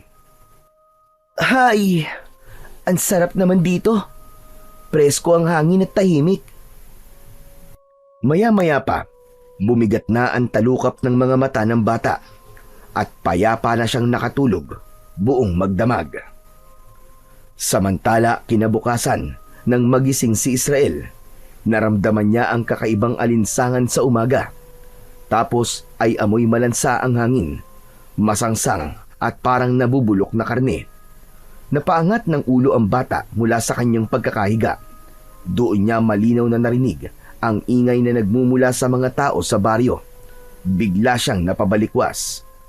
Pinakinggan niyang mabuti ang tunog. Nang makumpirmang galing nga sa baryo ang ingay, agad siyang tumakbo palabas ng gubat. Habang papalapit sa baryo, lalo niyang naririnig ang gulo, mga sigawan, iyakan at ang tunog ng maraming yabag ng paa na tila nag-uunahan sa pagtakbo. Kinabahan siya. Hindi ito karaniwang ingay ng mga nag-aaway o may sunog. Isa lang ang nasa isip niya. May trahedyang nangyari. At mas lalo pa siyang kinabahan nang makalabas na siya ng gubat ay napansin niyang papunta sa kanila ang daloy ng mga taong tumatakbo. Bigla siyang binundol ng kaba. Bigla niyang naalala ang kanyang kuya Joshua. Pagdating sa tapat ng kanilang bahay, nakita niya ang maraming tao na nagkukumpulan sa harapan. May mga umiiyak, may ilang nakatakip ang bibig dahil sa gulat. Dahan-dahan siyang lumapit at pinilit na sumiksik sa gitna ng mga tao. Doon niya nakita ang bangkay ng isang lalaking halos hindi na makilala. Wasak ang mukha nito at wakwak ang tiyan. Wala nang lamang loob. Diyos ko po! Sino yan? Mukhang dayo. Hindi ko rin siya kilala. Kuya! Agad niyang niyakap ang kuya niya nang makitang buhay ito. Inakala niya nung una na si Joshua na ang napahamak. Nakahinga siya ng maluwag. Maya-maya pa ay may narinig silang nagsalita at sinasabing aswang ang may gawa ng pagpatay. Sinang-ayunan ito ng iba pang matatanda na nakapaligid kay Israel. Napatango si Israel. Tama nga ang mga naririnig niya. Aswang ang may gawa nun. Isa sa mga nilalang na matagal na nilang sinusugpo ng kanyang ama. Nakaramdam ng konting saya si Israel nang sa wakas ay narinig na niyang may naniniwala na sa mga aswang. Ayos ka lang ba, Israel? Ayos lang po ako, kuya. Sigurado ka? Parang namumutla ka eh. Gusto mo ba? Tara na muna sa bahay. May tubig doon sa kapagkain. Dito na lang po muna ako. Gusto ko lang pong tignan. Umuwi na si Joshua, samantalang si Israel ay lumapit sa isang lalaki na nakatingin pa rin sa bangkay. Kilala niyo po ba siya? Parang kilala ko siya iyo eh. Pero hindi lang ako sigurado ah. Ay, oo nga. Apo siya ni Mang Celso. Yung balikbayan. Naalala ko na. May balat yun sa baba eh. Diyan oh, sa ilalim. Nakita ko yan kahapon habang kumakain sa tindahan ni Junjun eh. Diyos ko, siya nga. Kawawa naman. Kaya nga po, kawawa talaga. Ang balita ko eh, matagal nang naninirahan yan sa abroad. Tapos umuwi lang dito sa Pilipinas para magbakasyon. Nako, wala pa halos 24 oras. Ginawa ng hapunan ng aswang. Nanatiling nakatayo si Israel sa tabi ng bangkay. Habang unti-unting nagsisidatingan pa ang mga tao. Dumating na rin ang pamilya ni Mang Celso at kinilala ang bangkay ng biktima. Hindi sila makapaniwala sa sinapit ng binata. Habang pinagmamasdan ni Israel ang dugo ang katawan, ay muling nanumbalik sa isipan ng bata ang mga gabing nangaso sila ng kanyang ama. Naalala din niya ang lahat ng mga sinasabi at bilin nito sa kanya. Naituloy niya ang tungkulin ng kanilang lahi, ang maging protektor at tagapangalaga ng kapayapaan sa baryo. Oras na. Oras na para harapin ko sila. Ano yun? May sinasabi ka ba, bata? Wala po. Pasensya na po. Tumalikod siya at nagsimulang maglakad pa uwi. Mabigat ang mga hakbang niya pero diretso ang tingin sa bahay nila. Pagkarating niya ay nakita niya kagad ang kanyang kuya Joshua na malungkot na nakaupo sa duyan sa may balkon. Tila may malalim na iniisip. Nang mapansin siya, agad itong tumayo. Mabuti naman at umuwi ka na. Halika na sa loob, kumain ka na. Sige po kuya, salamat po. Tahimik silang naglakad papunta sa pagkainan. Habang kumakain, napatingin si Israel sa pinto ng kwarto ng ama. Napansin yun ni Joshua. Wala na. Umalis na si Malik. Nag-iwan na lang siya ng sulat. Pasensya na raw. At siya pa naging dahilan ng gulo nating dalawa. Mabuti naman. Siya nga pala kuya. Naawa ako dun sa lalaki kanina. Grabe talaga yung itsura. Sigurado ko. Mabangis na aswang ang may gawa nun. Ang hinala ko, meron na namang namumugad na aswang dito sa atin. Ano ka ba? Hindi na bago yan, Israel. Simula nung umalis ka para mag-ensayo, halos araw-araw may namamatay. Minsan hayop, minsan tao. may nakikitang bangkay sa ilog, sa kalsada, sa tabing gubat.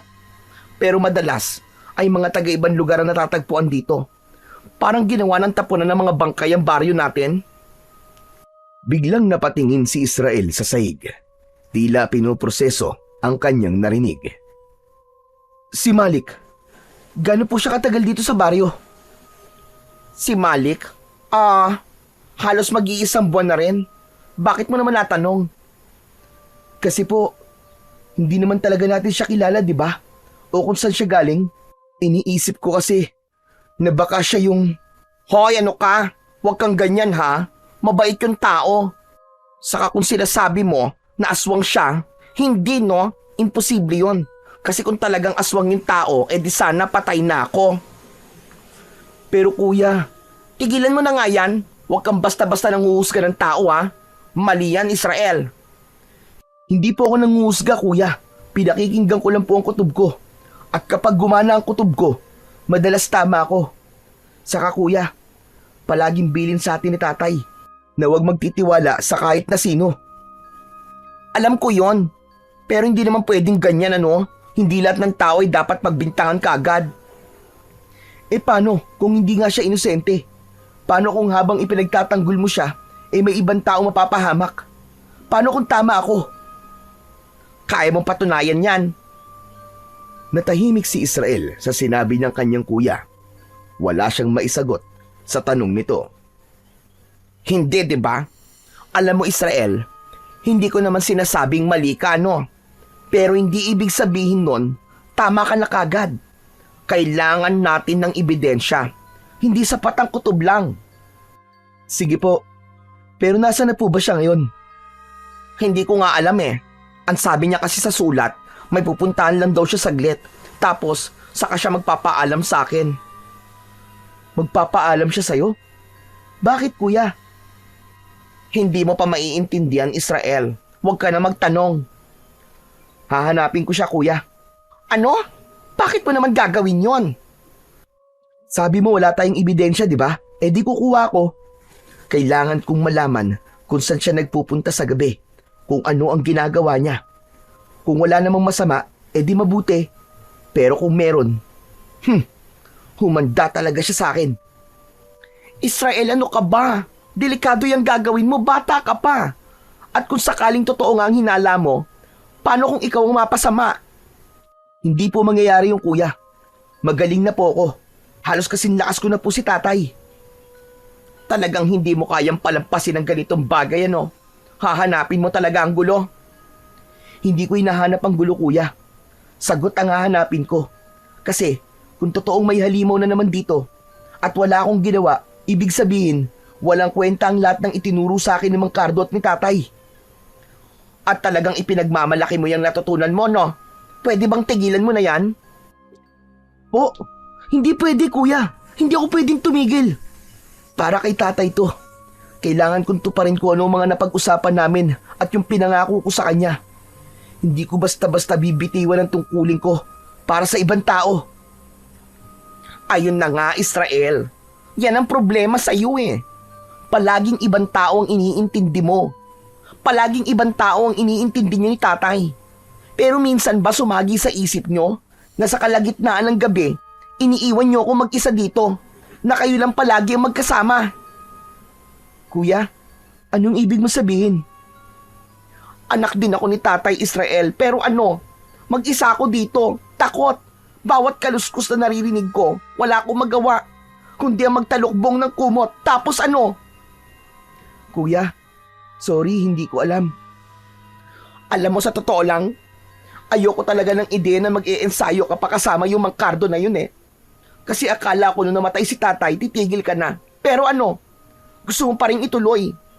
Ano? Walang magbabago? May iiwan na naman ako? Tapos matatakot na mag-isa tulad nun? Kuya, hindi ko naman ginusto yun nun eh. Pero hindi ko pwedeng talikuran ng responsibilidad ko ngayon. O sige, gusto mong ituloy yan. Ayos lang. Gawin mo kung anong gusto mo. Hindi na ako makikialam. Kuya, wag naman ganyan. Bahala ka, Israel. Bahala ka na sa buhay mo. Muling nagkaroon ng katahimikan sa pagitan ng magkapatid. Maya-maya ay tumayo si Joshua at walang lingon-likod na umalis. Hinayaan na lamang ni Israel ang kanyang kuya.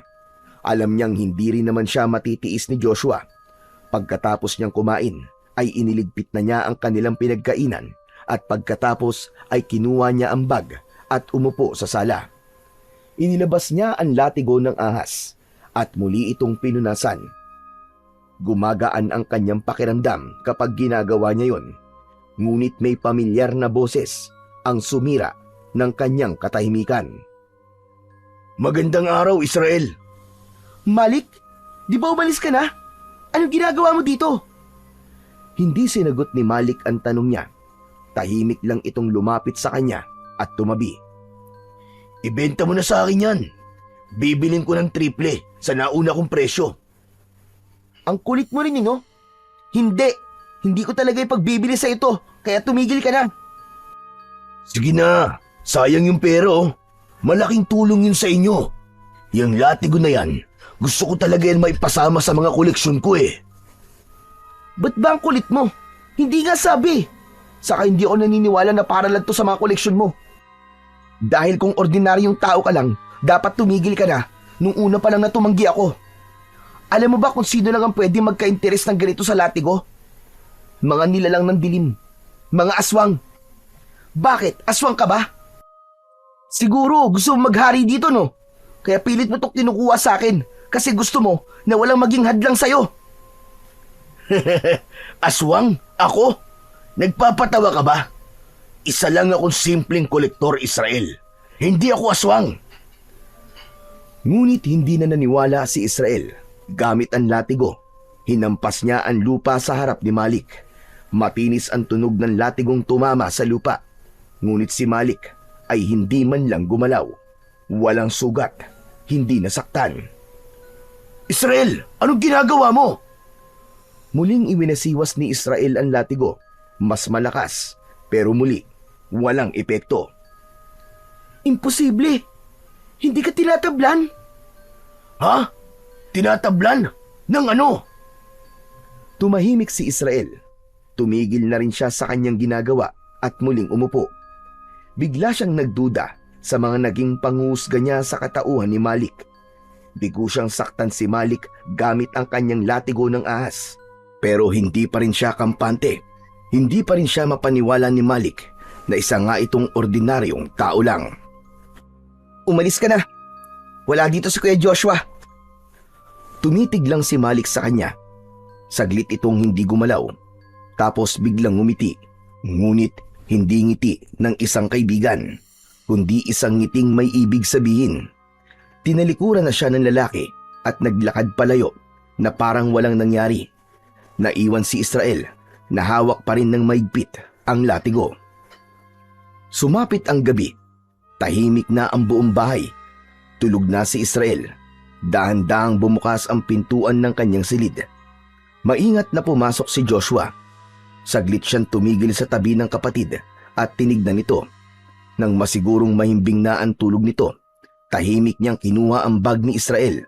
Binuksan niya yon at kinuha ang latigong ahas. Pinunasan pa niya ng dulo ng kanyang kamiseta ang hawakan bago marahang isinara muli ang bag. Lumabas siya ng silid. Tumuloy siya sa sala sa may altar.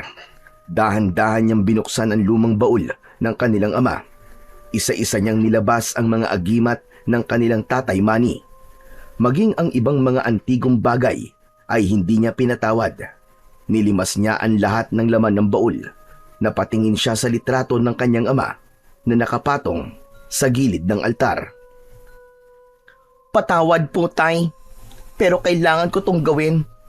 Para naman to sa amin ni Israel Para sa kinabukasan namin.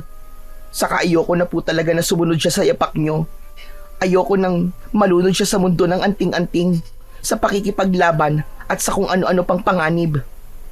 Itong naiisip kong paraan para tumigil na siya. Isinilid niya sa isang bag ang lahat ng nakuha niyang agimat, pati na ang latigo ng ahas. Saka siya lumabas ng bahay kung saan naghihintay sa kanya si Malik. Nilapitan siya ni Joshua at iniabot ang bag. Tinanggap ito ng lalaki Binuksan at sinilip ang laman. Tumango siya at napangiti. Tila nakontento sa kanyang nakita. Salamat O eto, kunin mo na tong bayad ko. Binuksan ni Malik ang dala niyang bag at ipinasilip kay Joshua ang bungkus ng pera. 300,000 piso yan para sa lahat ng ito. Salamat, Malik Akin na. Nang iaabot na ni Malik ang bag, biglang nakita ni Joshua na parang nag-iba ang mga mata ng lalaki. Ilang saglit lang ay tumambad sa kanyang harapan ang tunay na anyo ng kaharap. Isa itong malaasong nilalang na may katawan ng tao. Matigas at matipuno. Balot ito ng maitim at makapal na balahibo. Meron din itong matutulis at mahahabang mga kuko. Ang ulo nito, meron siyang mahabang nguso na punong-puno ng matatalim na pangil at tila may kakayahang bumuka ng malaki. May maliit itong sungay sa noo at ang kanyang mga mata nanlilisik at pulang-pula. Umaalingasaw din ang amoy ng tila nabubulok na karne sa hangin at ang boses nito nagbago, parang bumaba, namaos, parang galing sa hukay. Hindi maaari ito! Aswang ka! Tama nga si Israel! Aswang ka nga! Hindi mo alam kung anong halaga ng mga to sa akin. Salamat, Joshua. Tinulungan mo kong makuha ang mga to. Ngayon, wala nang makakapigil sa akin. Akin na ang bombaryo nyo! Napaatras si Joshua dahil sa takot. Dahan-dahan namang lumalapit sa kanya ang aswang. Tumigil ka! Anong gagawin mo? Wag! Wag kang lalapit! Nagugutom ako. Kailangan kong kumain. Wag! Sinugod ni Malik si Joshua, pero bago pa ito tuluyang makalapit, biglang sumulpot sa harap ni Joshua si Israel. Agad nitong itinulak ang halimaw palayo. Hayop ka! Layuan mo ang kuya ko! Tumilapon ng aswang at sumalpok sa puno. Nagulat si Joshua sa ipinakitang lakas ni Israel. Nakaposisyon ito na parang handang-handa sa pakikipagdigma. Nagulat din si Malik. Malakas ka. Paano nangyari yun? Sinasabi ko na nga ba, aswang ka! Pero bakit? Bakit hindi ka tinablan ng latigo ko kanina? Ngumisi si Malik. Lumitaw ang malapad niyang dila at kumislap ang matatalas niyang mga mata. Dahil hindi ako karaniwang aswang lang, Israel. Ako ay isang gabunan. Isa sa pinakamalakas na uri ng aswang na nabubuhay. Makapangyarihan. Mas mahusay magbat kayo. Mas tuso. Mas mapanganib. At ngayon, wala na kayong laban sa akin. Nagbabadyang sumugod si Malik. Umalulong ito ng napakalakas. Ngunit sa isang mabilis na galaw, hinugot ni Israel ang latigo ng ahas mula sa kanyang bewang. Natigilan ang aswang. Anong? Bakit nasa iyo pa rin ang latigo? Bakit? Akala mo ba ikaw lang ang marunong maglaro? Tama si Mang Cardo. Kakailanganin ko nga talaga ang ibinigay niya sa akin na peging latigo. Ano ka mo? Pekeng latigo? Oo, tama ka nung narinig. Peke ang nasa'yo, kaya humanda ka. Hindi kita uurungan. Ano akala mo? Porkit nasa iyo ang latigo ay mananalo ka na? Hindi mo ko kaya, bata. Hindi mo ko kaya. Agad na nagpalitan ng atake ang magkalaban. Si Malik, mabilis na tumalon at nakalapit kay Israel. Agad niyang sinubukang kalmutin ng bata sa kanyang katawan, pero mabilis itong nakaiwas. Umikot ang katawan nito at agad na nakapwesto sa likuran ng aswang. Inihampas niya ang latigo sa mismong likod ni Malik. Ang latigo ay tila umaapoy. Bumubuga ng liwanag sa bawat tampas. Nasugatan ang aswang. Walang silbihan! Hindi mo ko kaya! Ha! Talaga ba? Sugatan ka na, gabunan. Konti na lang, mapapatay na kita. Handa ka na ba? Mayabang kang bata ka! Paslit ka lamang! Kayang-kaya kitang tirisin kutong lupa! Muling sumugod si Malik pero naiwasan nito ni Israel. Gigil na ang aswang. Hindi na naghintay ng matagal si Israel. Habang iniiwasan ang mga matutulis na kuko ng aswang, inusal nito ang orasyong itinuro sa kanya ni Mang Cardo. Nawala ang apoy sa kanyang latigo pero sa huling hampas niya, pumulupot ito sa leeg ni Malik. Para itong nabuhay sa kanilang paningin. Kumilos na parang tunay na ahas. Hindi!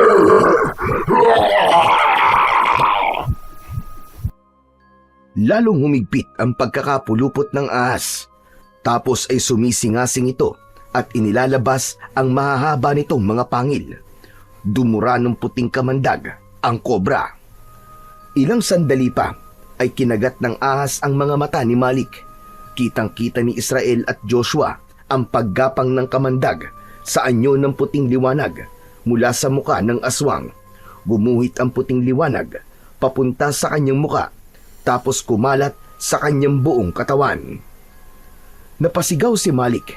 Nangisay, nagliyab ang balat niya sa bawat guhit ng kamandag. Putong lupa pala. Tapos ka na, gabunan. Mabubulok ka sa impyerno. Sumiklab ang apoy sa katawan ni Malik. Unti-unti nang natupok ito at tuluyang naging abo. Tumahimik ang paligid pagkatapos ng laban. Nanatili namang nakatitig si Joshua sa kanyang kapatid. Di makaimik dahil sa kanyang mga nasaksihan. Kuya, tapos na. Wala na ang aswang. Israel, paano mo nagawa yun? Ang galing mo! Ang galing mo palang makipaglaban! Siyempre, magagaling po ang mga teacher ko, kuya. Nanginginig pa rin si Joshua pero pinilit niyang lumapit kay Israel. Bunso, patawarin mo si kuya, ha? Akala ko tama yung ginawa ko. Pero kasi... Hayaan mo na yun, kuya. Tama na. Huwag na natin pag-usapan yun. Nagugutom na ako May pagkain ba tayo? Napatawa si Joshua sa gitna ng kanyang pagluwa at agad na niyakap ang kanyang kapatid. Oo, may pagkain tayo. Halika na, pumasok na tayo sa loob. Pero bago yan, kunin na muna natin ang mga gamit ni tatay. Matapos magkaayos, pinulot nila ang bag na naglalaman ng mga gamit ng kanilang ama at ang pera ni Malik. Binitbit nila ito sa loob ng kanilang bahay at maingat nilang ibinalik ang mga agimat sa baul. Kinabukasan ay nagdesisyon ang dalawa na puntahan si Mang Cardo sa bahay nito. Naabutan nilang nasa balkon ang matanda at tila may hinihintay. Hindi ito nagulat nang makita ang dalawa. Parang inaasahan na nito ang kanilang pagdating. Mang Cardo, may gusto po sana akong sabihin sa inyo. Gusto ko pong turuan niyo din po ako na maging katulad ni Israel. Gusto ko pong matuto para maipagtanggol ko rin po siya o kahit na makatulong man lang sa mga kakaharapin niyang laban. Umiling ang matanda, sabay tapik sa balikat ni Joshua. Hindi ka bagay doon, iyo. Iba ang daan mo. Hindi ka para sa latigo o sa pakikipaglaban. Pero malaki ang maiaambag mo sa ibang paraan. Itinuro sa kanya ng lalaki ang tungkol sa mga halamang gamot at kung paano gamitin ang mga ito sa pagpapagaling ng mga may sakit. Samantala isang araw, nang matapos ang leksyon ni Joshua at Mang Cardo, lumapit si Israel sa dalawa at nagtanong. Mang Cardo, bakit po pala may peking latigo? Huminga ng malalim ang matanda at tumingin sa malayo. Tila inaalala ang isang mapait na nakaraan. Israel, gusto mo ba talagang malaman? Pero ayokong sirain ang magagandang alaala nyo sa inyong ama. Handa po akong makinig, Mang Cardo. Gusto ko pong malaman ng totoo. Sige, makinig kayo sa sasabihin ko. Ang tunay na latigong ahas ay sakin. Ipinamana sa akin ng tatay ko. Pamana mula sa aming mga ninunong antingero. Ano po? Sa inyo po talaga ang latigo, Mang Cardo? Tama ka. Alam nyo, ang tatay nyo nun, kaibigan ko talagang matalik. Mahusay siyang antingero, pero hindi sapat ang lakas niya para makipaglaban. Tinuruan ko siya. Pinalakas tulad mo, pero pinag-interesan niya ang latigo. Kinuha niya ito ng lihim at pinalitan ng peke. Hindi ko nalaman yon. Hanggang sa napalaban kaming dalawa, may nakasagupa kaming isang malakas na aswang. At doon ko nalaman na wala na sa akin na makapangyarihang latigo ng ahas. Muntik na akong mamatay nun kasi walang bisa ang latigong nasa akin. Tahimik lang na nakinig ang magkapatid. Maigpit ang hawak ni Israel sa hawakan ng latigo. Sa laban na yon, doon nabulag ang isang mata ko. Doon ko nakuha ang pilat na to sa kalmot ng aswang. Pero bago ako tuluyang mapaslang, tinulungan pa rin ako ni Manny. Ginamit niya ang tunay na latigo. Napatay niya ang aswang. Mang Cardo, ako na po ang humihingi ng tawad para sa ama ko. Ito na po yung latigo. Ibinabalik ko na po sa inyo. Hindi na, Israel. Hindi ko nakukunin yan sa'yo. Po? Alam mo ba, mula nang kunin sa akin yan ng tatay nyo, hindi ko na yan binawi. Alam mo kung bakit? Bakit po? Kasi nagamit niya ng mahusay ang latigo. Ibig sabihin nun, may mabuti pa rin siyang puso at kinilala siya ng latigo bilang bagong tagapangalaga. Kasi hindi naman niya yan magagamit kung hindi siya mabuti. Talaga po? Tama ka. At ikaw, Iyo, tinanggap ka rin ng latigo. Isa ka ring tagapangalaga. Kalimutan mo na yung nagawa ng tatay mo. Matagal ko na siyang napatawad. Salamat po, Mang Cardo. Pero sigurado po ba kayong ibibigay niyo na po talaga to sa akin? Kasi 'di ba, mula pa po ito sa mga ninuno niyo. Karapat dapat ba talaga ako maging tagapagmana niyo? Oo naman. Wala naman akong anak na magmamana niyan eh. At saka, nag-iisa lang ako. Wala akong kapatid. Kaya talagang nakatadhana sa iyong bagay na yan. Ingatan mo at gamitin lamang sa mabuti ang kapangyarihan yan. Opo, pinapangako ko po, Mang Cardo. Salamat po. Maraming salamat po ulit sa lahat. Niyakap ni Israel si Mang Cardo ng maigpit. Isang yakap na punong-puno ng respeto, pasasalamat at pangako. Hindi man niya ito tunay na kamag-anak. Itinuring niya itong isang pangalawang ama. Damang-dama ni Mang Cardo ang init ng yakap na yon. At bagamat sanay siyang mag-isa, hindi niya napigilang mapaluha. Makalipas ang maraming taon, ang baryo ay nanatiling tahimik at ligtas. Si Joshua ay naging eksperto sa paggamit ng mga halamang gamot. Naging isa siyang sikat na manggagamot. Tinutulungan niyang gumaling ang mga may karamdaman, lalo na yung mga taong nawawalan na ng pag-asang gumaling. Masaya si Joshua sa kanyang ginagawa. Tama si Mang Cardo, bagamat iba ang daan niya, kasing halaga din niya ang naging tungkulin ng kanyang kapatid na si Israel. At si Israel ay naging tulad ng kanyang ama. Palaging nagbabantay, palaging nagpoprotekta. Hindi niya hinahayaan na mapasok ng kung anumang masasamang nilalang ang kanilang baryo. Siya ay nakapangasawa at nagkaroon ng mga anak. Isa sa mga bata ang nagpakita ng interes sa kanyang ginagawa. Nang makita niya ito, tulad ng kanyang ama, sinanay niya ito kagad maski sa murang edad pa lamang. Hindi siya nagsayang ng oras. Inihanda niya kagad ang anak para maging sunod na tagapangalaga ng latigong ahas, napoprotekta at magiging tagapagtanggol ng mga naaapi laban sa mga kampon ng kadiliman.